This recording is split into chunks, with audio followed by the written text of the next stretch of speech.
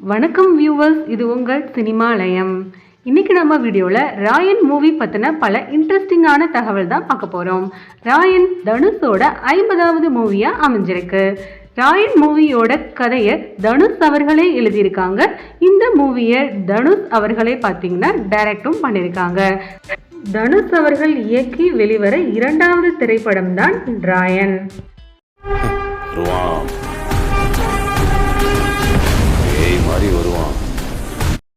ராயன் மூவியில் முக்கியமான கேரக்டரில் யார் யாரெல்லாம் நடிச்சிருக்காங்கன்னு பார்த்தீங்கன்னா செல்வராகவன், காளிதாஸ் ஜெயராம், சந்தீப் கிஷான், எஸ்ஜே சூர்யா, பிரகாஷ்ராஜ், சரவணன்.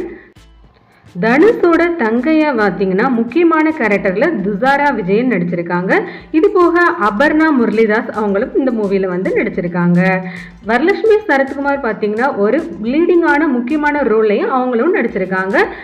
எஸ்ஜே சூர்யாவுக்கு வந்து பேரா வந்து அவங்க நடிச்சிருக்காங்கன்னு சொல்லப்படுது.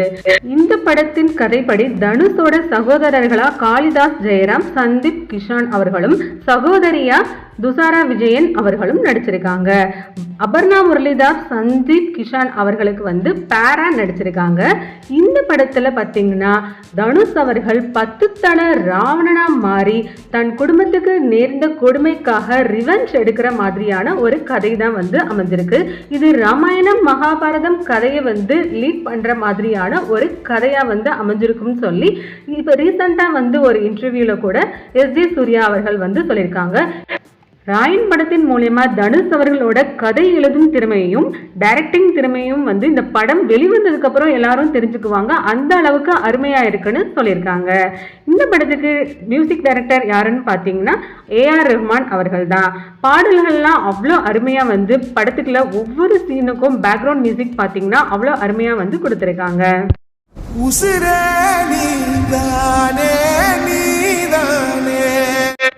ராயன் மூவி வர வெள்ளிக்கிழமை ஜூலை 26ஆம் நாள் தியேட்டரில் வந்து ரிலீஸ் ஆக போகுது. இந்த மூவிக்காக ப்ரீ புக்கிங்லாம் வந்து இப்போவே வந்து நடக்க ஆரம்பிச்சிருச்சு. இப்போவே இந்த மூவிக்கு 1.5 கோடி அளவுக்கு வந்து கலெக்ஷன் வந்து ஆயிடுச்சுன்னு சொல்லப்படுது. இந்த படம் வெள்ளிக்கிழமை ரிலீஸ் ஆனவுடனே இதுக்கு எப்படி வரவேற்பு இருக்குன்னு பார்க்கலாம். இது போல லேட்டஸ்ட் சினிமா தகவலுக்கு பயோகிராஃபிக்கும் நம்மளோட சேனலை மறக்காமல் லைக் அண்ட் சப்ஸ்கிரைப் பண்ணிக்கோங்க.